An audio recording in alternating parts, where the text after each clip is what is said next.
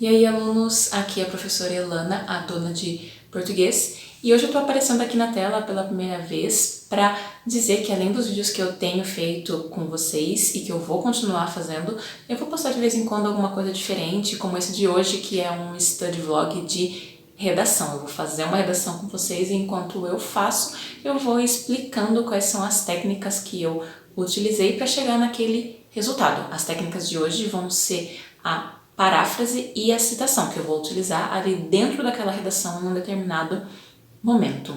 Se você gostar desse vídeo, deixa o seu like, que ajuda bastante o canal a ser divulgado. Se inscreva, me siga nas redes sociais, é tudo Elana B. Poloni, e vamos para a aula de hoje.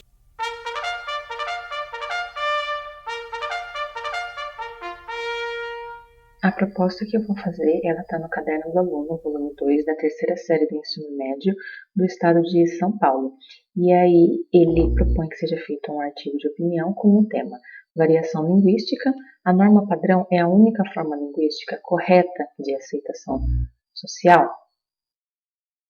E nessa proposta ele não coloca textos de material de apoio, a não ser o que já foi trabalhado no próprio Caderno de Aluno antes, né, sobre variação linguística. Então eu procurei na internet alguns textos para eu ler, porque eu gostaria de encontrar a citação, né, e porque é importante que a gente procure textos para ler sobre um assunto antes de escrever, por mais que eu seja professora de língua portuguesa e já conheça muito a respeito do tema variação linguística, eu procurei os textos para que eu pudesse encontrar algum do qual retirar uma citação e poder explicar esse recurso para vocês. Os textos de apoio que eu peguei estão no site do Guia do Estudante. Eu vou deixar o link na descrição, se vocês tiverem interesse de ver. E aí tem 3 textos mais curtos, né? Texto 1, texto 2 e o texto 3, né, que é uma tirinha. E, no caso, o trecho que eu peguei para fazer a citação e a paráfrase estão no texto 2, que é do Marcos Bagno. Bom, o que está grifado em amarelo eu vou utilizar para fazer a citação, ou seja, eu vou retirar exatamente como está e vou colocar no meu texto utilizando aspas e verbos para indicar que que é uma fala atribuída ao Marcos Bagno, que é um pensamento dele. E o que está em verde eu vou utilizar para fazer a paráfrase, ou seja, eu vou pegar a ideia e reescrever com as minhas palavras, mas ainda assim atribuindo o crédito dessa ideia, desse pensamento ao Marcos Bagno, porque não adianta eu apenas reescrever com as minhas palavras e não dizer que é uma ideia dele, né? Não atribuir o pensamento a ele. Se eu apenas fizer isso, né, acaba sendo de certa forma um tipo de plágio. Então eu preciso reescrever com as minhas palavras, mas ao mesmo tempo, né, dizer que é um pensamento desse autor. Bom, eu gosto de começar a fazer a redação sempre em uma folha modelo que já tenha o número das linhas ali do cantinho na margem, porque aí fica mais fácil de eu calcular e ter uma ideia se eu estou usando o espaço necessário. E também ajuda, né, a fazer o rascunho, tentar pelo menos fazer o rascunho em uma folha só para conseguir visualizar um pouco melhor. Se você não tem uma folha assim, só numerar, né, as linhas no seu caderno já ajuda bastante. Eu acabei fazendo 2 rascunhos porque eu estou um pouco destreinada, né, realmente, né, já faz muito tempo que eu não fazia uma redação, já fazia 3 anos, então, mas o ideal seria fazer realmente uma única folha de rascunho, até pelo que é disponibilizado para gente, né, em um concurso ou em um vestibular. E aí, conforme eu vou fazendo o rascunho, eu vou arriscando ideias que eu vejo que não ficaram legal e reescrevendo novamente, né? Às vezes eu acabo voltando, paro e volto com o parágrafo que estava ali acima, releio, risco alguma coisa, e vai ficando essa coisa aí bem bagunçada visualmente, né?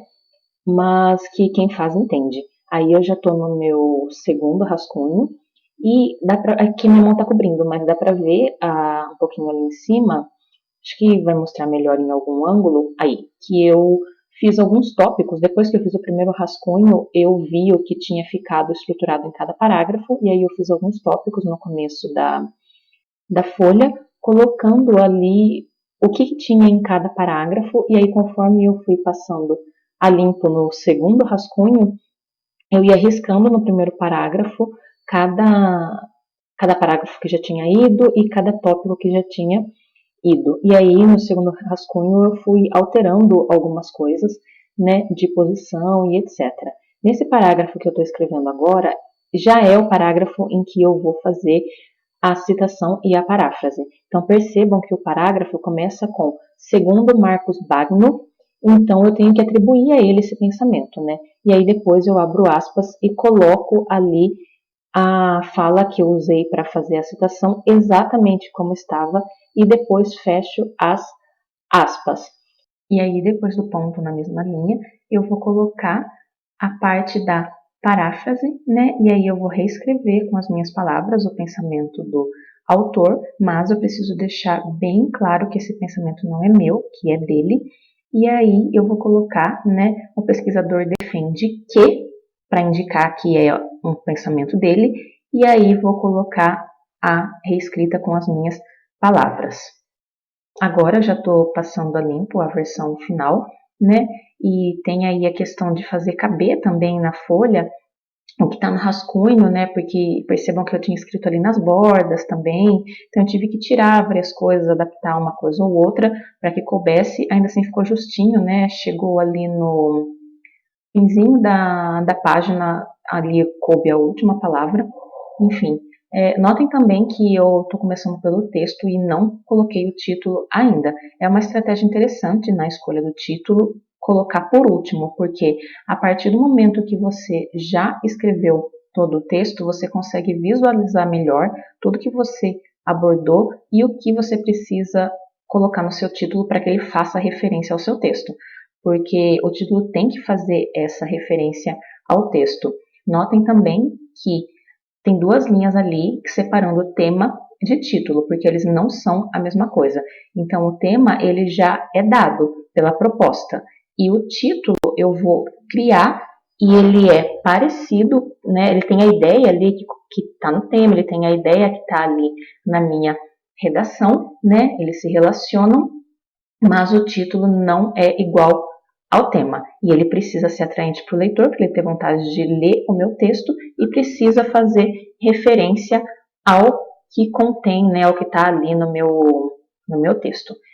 Eu não foquei em construir aí uma proposta mais sólida de intervenção, porque embora ela seja cobrada em alguns vestibulares, ela não é necessariamente cobrada em todos. No Enem ela é cobrada sim, você tem que fazer a proposta de intervenção, né? Se você não fizer, você já perde muitos pontos, então é uma premissa, né? Você tem que fazer, mas nem sempre em todos os vestibulares, concursos, etc., é cobrado isso. Então, é interessante treinar, fazer textos que tenham a proposta de intervenção, mas é interessante também treinar, fazer textos que não tenham essa proposta de intervenção, né, de solução.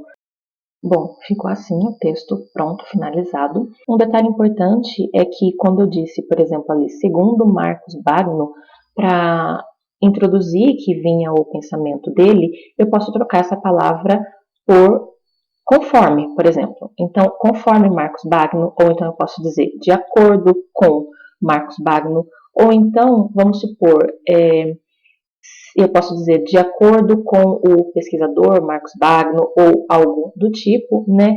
É interessante citar também qual é a função dessa pessoa, porque quando eu cito qual é a função dessa pessoa, eu acabo aumentando a autoridade que ela tem para falar sobre o assunto e acabo fortalecendo o meu argumento. Eu não fiz isso aí porque eu percebi que não ia caber, então quando eu estava já escrevendo, eu já fui reduzindo, né, a quantidade de palavras para que coubesse no espaço ali das 30 linhas. Mas dá para colocar, por exemplo, segundo fulano de tal, vírgula, pesquisador da universidade tal. Segundo fulano de tal, vírgula, professor de história da escola tal, aí vírgula, e aí vou abrir aspas e colocar o pensamento dele e fechar aspas. Sempre tem que colocar as aspas quando é exatamente igual ao pensamento dele. Agora, na paráfrase, que não é exatamente igual, que é uma reescrita com as minhas palavras, não coloca as aspas, mas também tem que fazer a indicação de que você está pegando aquela ideia de alguém, que você está parafraseando a ideia de alguém. Essas indicações, como por exemplo, segundo, de acordo com, conforme, a pessoa defende, a pessoa diz, a pessoa declara, ou coisas do tipo, na hora de fazer a citação e a paráfrase, são extremamente importantes, porque se eu não coloco isso, eu vou acabar misturando, e as aspas também, inclusive, eu vou acabar misturando a ideia dessa pessoa, a minha ideia, e vou estar cometendo plágio, que é um crime, e é uma coisa muito séria. Então, assim, às vezes as pessoas acabam cometendo o plágio não porque elas estão mal intencionadas e etc., mas porque elas não sabem realmente como utilizar esses recursos e acabam aí cometendo o deslize, né? Então é bem importante saber como inserir esses recursos para não ter o perigo de cometer o crime de plágio nas universidades, na escrita do TCC, ou, por exemplo, de uma monografia e etc. Eles são assim, extremamente criteriosos com isso.